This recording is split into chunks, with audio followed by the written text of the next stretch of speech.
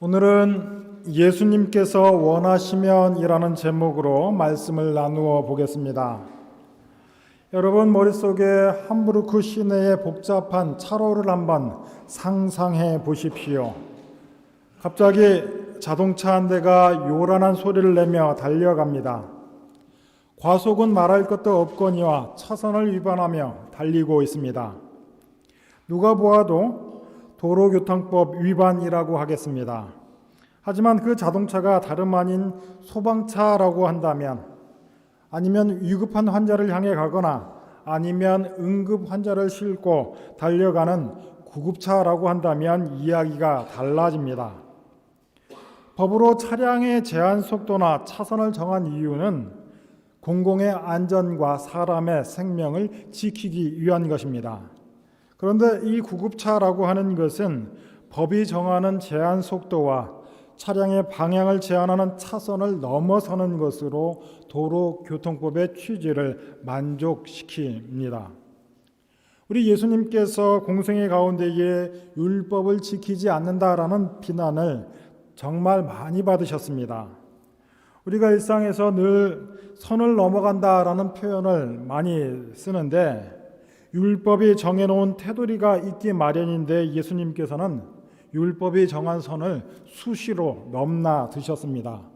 그러면서도 예수님께서는 나는 율법이나 선지자를 폐하러 온 것이 아니라 완성하러 왔다라고 말씀하셨습니다.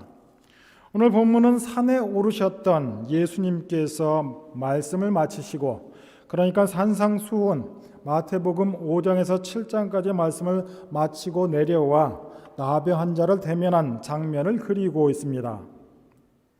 예수님께서는 병자를 고치셨고 귀신 들린 자를 자유케 하셨습니다. 이런 기적을 보고 모여있던 무리들, 주님의 가르침에 매우 크게 놀랐습니다. 무리가 새로운 가르침에 주목하는 동안 서기관들은 예수님께서 율법을 소홀히 했다라고 생각했습니다. 왜냐하면 예수님께서 율법을 파격적으로 해석하셨기 때문입니다. 예수님께서는 율법 조문에 매이는 것이 아니라 항상 율법의 취지를 생각하고 신자의 삶 속에서 재해석하셨기 때문입니다. 본문 28절 29절 말씀입니다. 예수님께서 이 말씀을 마치심에 무리가 그 가르침에 놀라니 이는 그 가르치는 것이 권위 있는 자와 같고 그들의 서기관과 같지 아니함이러라. 무리가 놀란 이유는 율법 조문에 근거해 이를 지키지 못하는 사람을 판단하고 율법 뒤에 숨어서 기득권이나 지키려는 서기관의 모습과 예수님의 모습이 너무나 달랐기 때문입니다. 예수님께서는 율법에서 너무나 자유한 모습을 보여주시면서도 그 누구보다도 율법을 존중하고 계십니다. 권위 있는 자와 같다. 우리 일상의 말로 표현하자면 위임장을 가진 자, 폴마흐트를 가진 자와 같다라는 뜻입니다. 산 위에서 예수님께서는 옛 사람에게 들은 바 너희에게 들었으나 나는 너희에게 이르노니 라는 방식으로 율법을 재해석하셨습니다. 이를테면 마태복음 5장 21절 22절의 예를 들어보겠습니다. 옛사람에게 말한 바 살인하지 말라. 누구든지 살인하면 심판을 받게 되리라 하였다는 것을 너희가 들었으나 나는 너희에게 이르노니. 서기관들이 문자적으로 율법을 인용하여 적용하는 차원에 머물렀다면 예수님께서는 이것을 확대하셨습니다.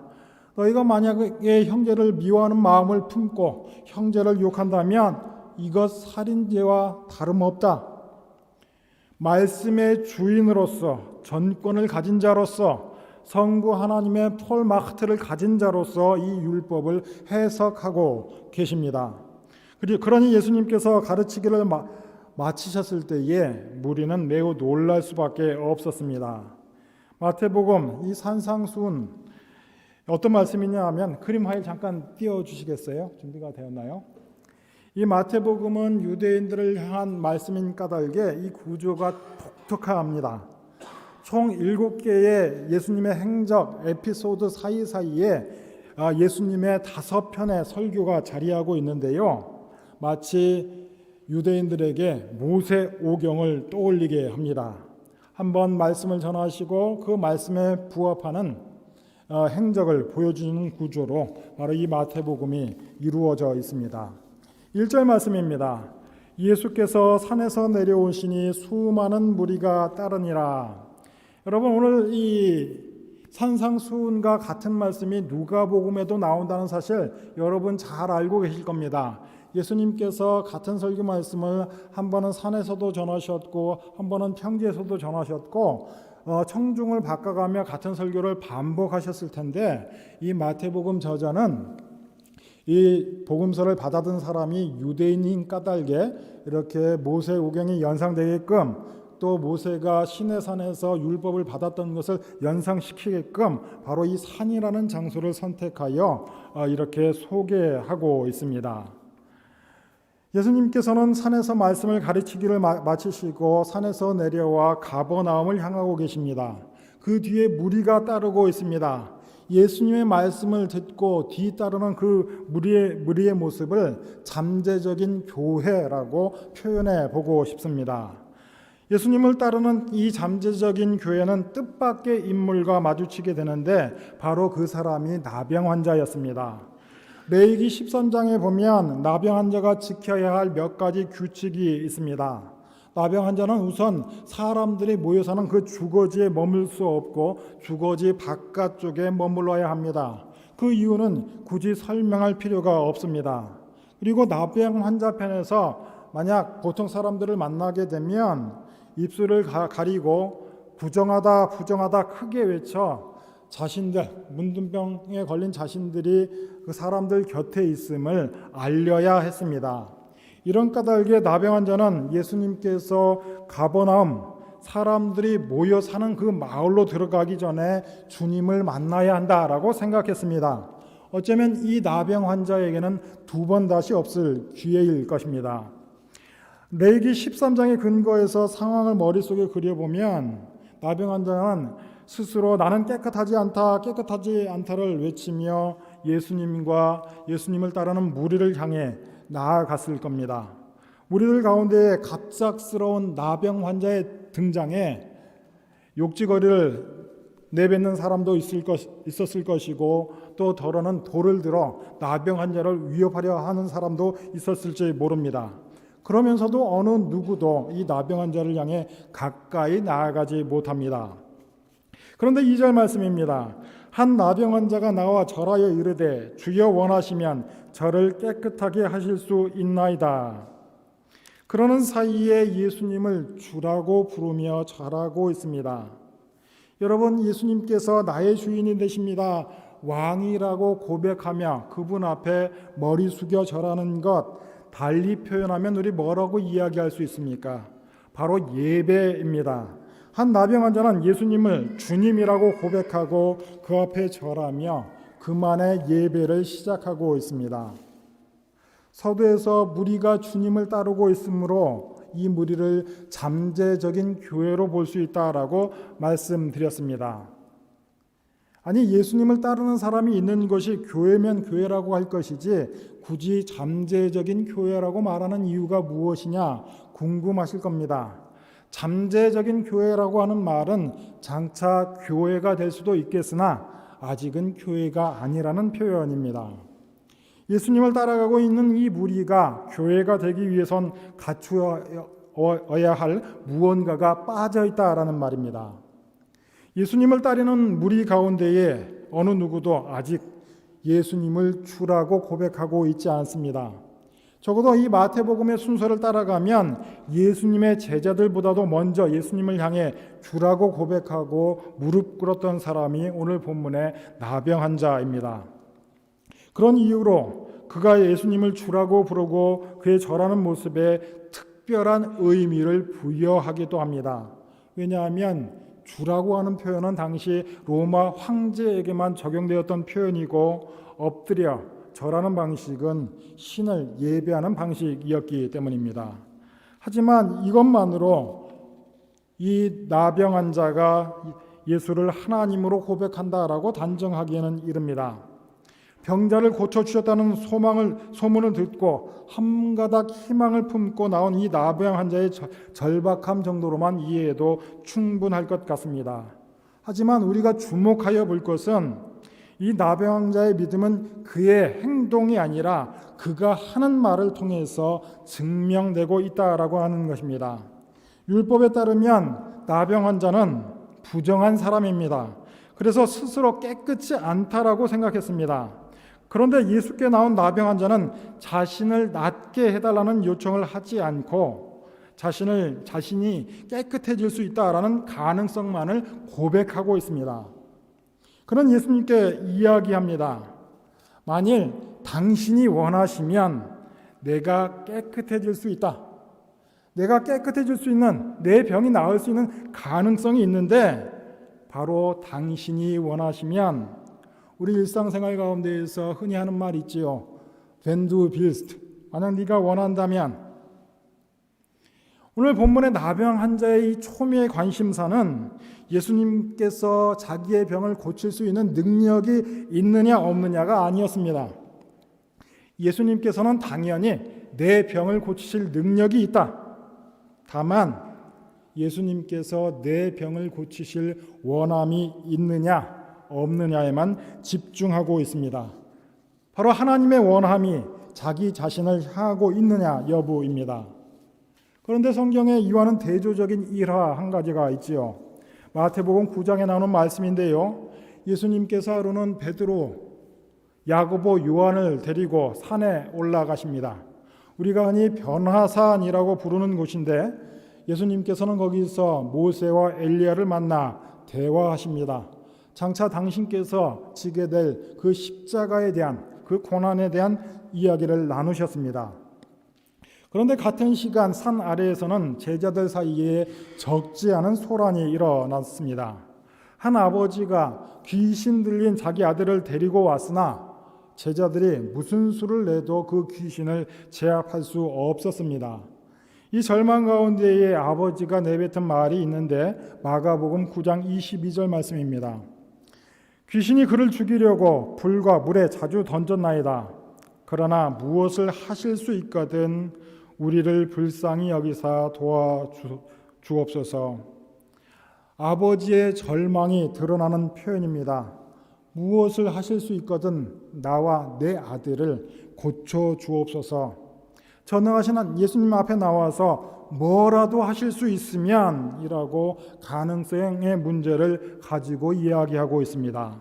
바로 이 대목에서 우리 스스로 우리 기도를 한번 돌아보고 반성해 보았으면 합니다. 우리는 항상 주님의 원함, 주님의 뜻을 구하지 않고 내가 원하는 것, 내가 소원하는 것을 기도의 내용으로 삼곤 합니다. 선택의 상황에서 내가 어떠한 선택을 해야 내게 유익할지 항상 기도합니다. 우리는 기도하면서 하나님께서 무엇을 원하시는지 묻는 법이 없습니다. 내게 힘들고 부담스러운 일이지만 주님께서 원하시면 내가 결단하겠습니다 라고 기도하지 않고 우리의 기도는 늘 내가 원하는 것, 나의 버킷리스트를 늘어놓는 것에 지나지 않을 때가 너무나 많은 것 같습니다. 이 나병 환자는 예수님께서 자기 병에 무엇을 하실 수 있으면이라는 가능성의 문제로 접근하고 있지 않습니다. 예수님의 능력은 너무나 당연한데 예수님께서는 내 병을 고쳐주실 수 있는데 그 주님께서 자기의 병을 고칠 원함이 있느냐? 오직 예수님의 은혜와 자비에 집중하고 있습니다. 오늘 본문 가운데 이 나병 환자 어떻게 예수님께서 자신을 깨끗게 하실 수 있다. 어쩌면 예수님께서 내 병을 고쳐주시기를 원하실 수 있다라는 소망을 품게 되었을까요? 예수님께서는 산상수훈을 통해서 깨끗함은 마음의 문제라고 말씀하셨습니다. 그리고 가난한 자가 복이 있다, 울고 줄이고 목마른 자가 복이 있다라고 선포하셨습니다. 그리고 하나님은 불의한 자에게도 비를 주시고 악인에게도 해를 비추시는 분이시며 구하는 자에게 좋은 것 주시는 아버지 되신다를 말씀하셨습니다. 이 사실을 나병 환자가 어떻게 알았을까요? 예수님께서 산상수훈 전하실 때 먼 발치에서나마 들었을까요? 궁금하기는 하지만 오늘 본문의 핵심일 수는 없습니다. 왜냐하면 성경은 인간의 이야기가 아니라 인간사에서 일하시는 하나님의 이야기이기 때문입니다. 무엇보다도 우리의 관심, 그리고 오늘 본문에 등장하는 한 나병 환자의 관심은 예수님의 반응이 무엇인가입니다. 당신께서 원하시면 밴드빌스트, 내가 깨끗해질 수 있을 텐데, 나병 환자의 애틋한 고백에 예수님의 반응은 무엇입니까? 3절 말씀입니다. 예수께서 손을 내밀어 그에게 대시며 이르시되 내가 원하노니 깨끗함을 받으라 하시니 즉시 그의 나병이 깨끗하여진지라. 아멘. 여기서 우리가 생각해 볼 것은 처음에 나병 환자와 예수님 사이의 거리입니다. 우리는 머릿속에서 이 장면을 흔히 예수님 앞에 무릎 꿇고 엎드려 있는 나병 환자의 모습을 상상하기 쉽습니다. 하지만 앞서 설명드린 대로 일반 사람들과 나병 환자의 거리를 생각하면 아무리 가깝게 잡아도 제가 지금 서 있는 자리에서 저 뒤에 영상팀 서 있는 자리 정도의 거리는 떨어져 있을 것으로 생각합니다. 아마 나병 환자는 나는 부정하다 라고 크게 외치고 사람들의 시선이 자기에게 집중되었을 때에 예수님, 당신께서 원하시면 내 병을 고쳐주실 수 있습니다 라고 큰 소리로 부르짖어 외쳤을 것이 너무나 자명합니다. 예수님은 갑작스런 나병 환자의 등장에 놀라는 무리들을 등 뒤로 하시고 나병 환자에게 나아가십니다.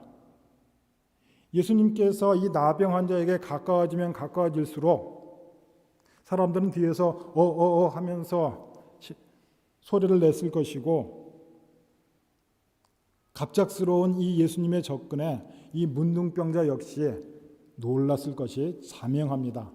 어느 누구도 자기에게 가까이 다가오는 법이 없는데 그 예수님께서 다가와 어깨에 손을 얹으시며 내가 원합니다. 깨끗해지세요 라고 말씀하십니다. 그 순간 나병이 깨끗이 낫게 됩니다. 이 손을 내민다라는 표현은 마태복음의 독자들이 유대인인 까닭에 예수님의 신적인 권위를 표현하기 위해서 쓴 표현이라고 생각됩니다. 모세와 아론이 손을 내밀어 기적이 일어났으며 또 예수님은 손을 내밀어 제자들을 가르치곤 하셨습니다.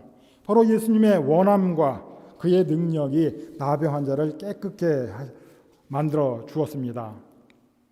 그러나 나병 환자를 대하는 상식적인 태도 내지는 율법이 정한 태도는 환자를 멀리하고 격리하는 겁니다.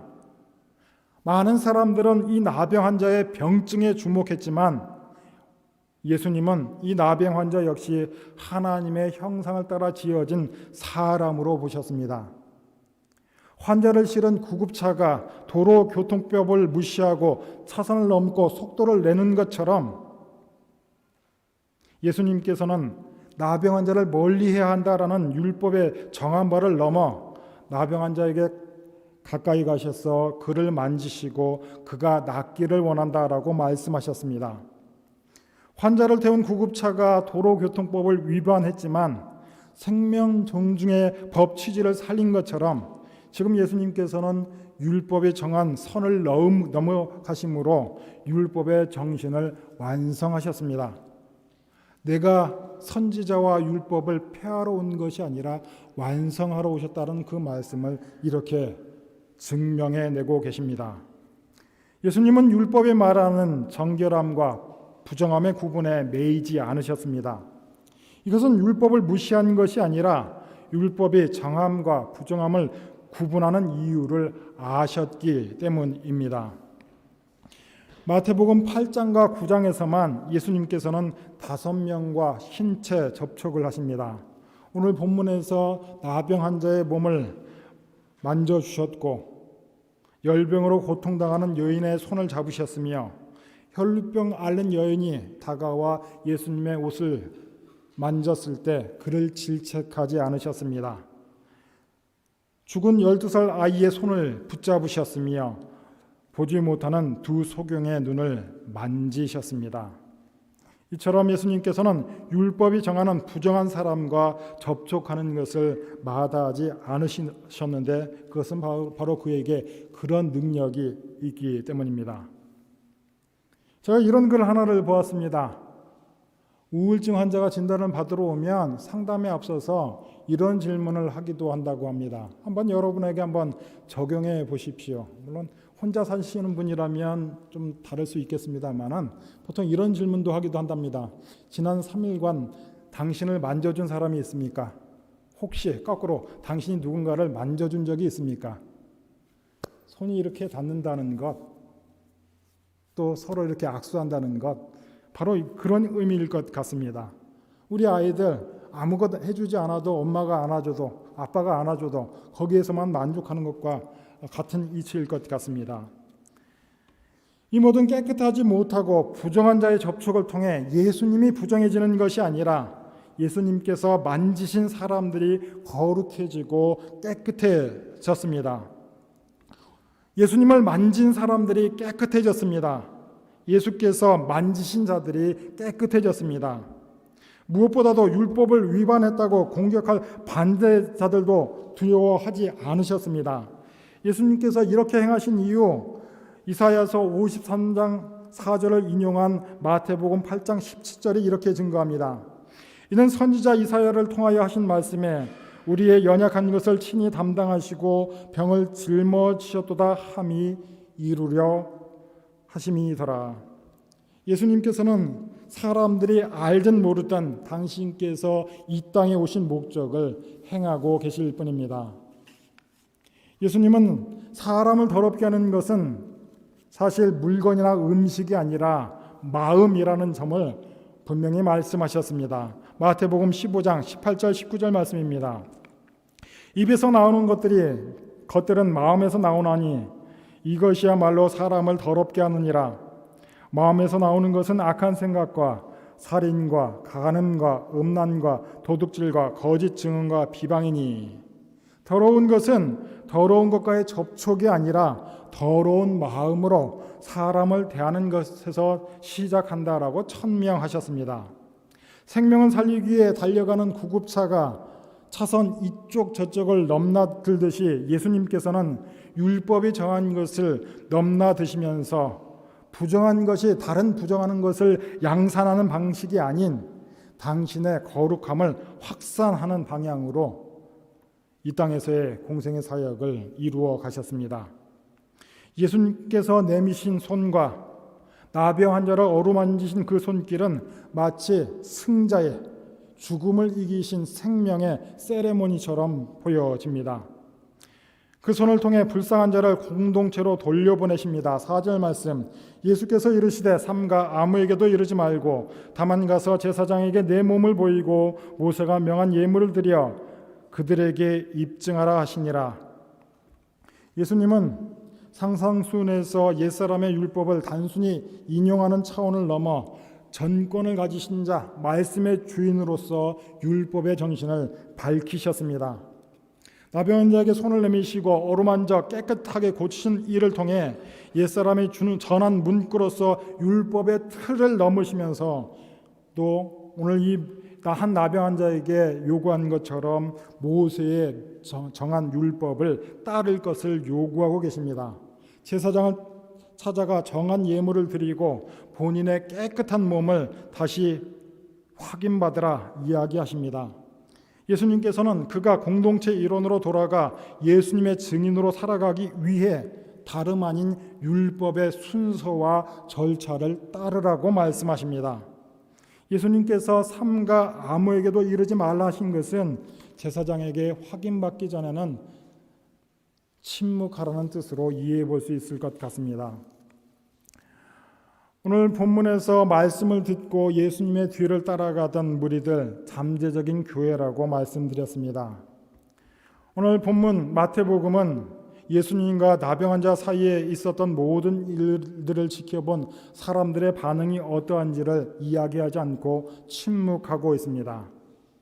예수님의 말씀을 듣고 놀라 예수님을 따른다는 점에서 오늘 본문 속의 무리와 오늘 이 예배 자리에 함께한 우리는 같은 위치에 있습니다.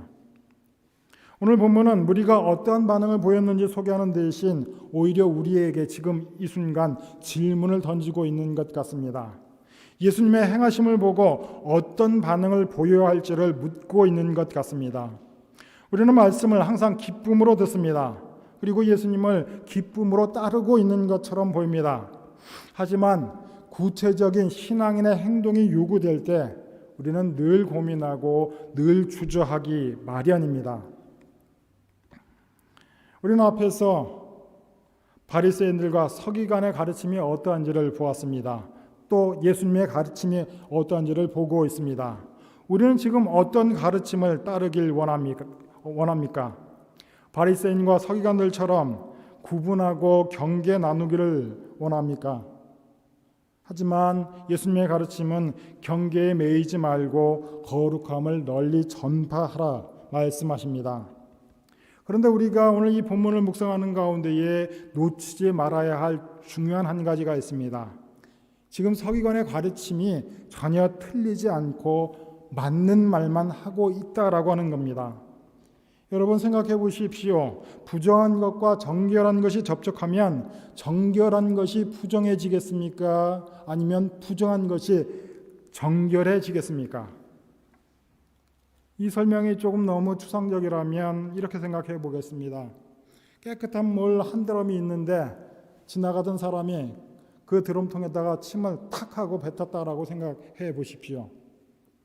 많은 깨끗한 물에 비하자면 뱉은 침은 아주 작은 부분에 지나지 않습니다. 그럼에도 불구하고 그 물이 깨끗하다라고 하여 마실 사람은 우리 가운데 아무도 없는 줄 압니다. 마찬가지로 우리가 악한 세상에 영향을 받지 않으려면 세상의 모든 것에 눈 감고 외면하고 살아야 합니다. 매일같이 말씀 읽고 매일같이 찬양하고 기도만 하고 살아가야 합니다. 그런데 그렇게 살 수 없지요. 일주일에 많아봐야 교회 2번, 3번 오면 끝이고 와봐야 전체 머무는 시간을 생각하면 2-3시간에 지나지 않습니다. 우리가 세상을 살아가면서 세상의 악한 것에 영향을 받지 않는 일은 예수님을 왕으로 내 안에 모시고 살아갈 때에 가능한 줄 믿습니다. 우리 주님을 인생의 주인으로 모실 때에만 그 일이 가능한 줄로 믿습니다.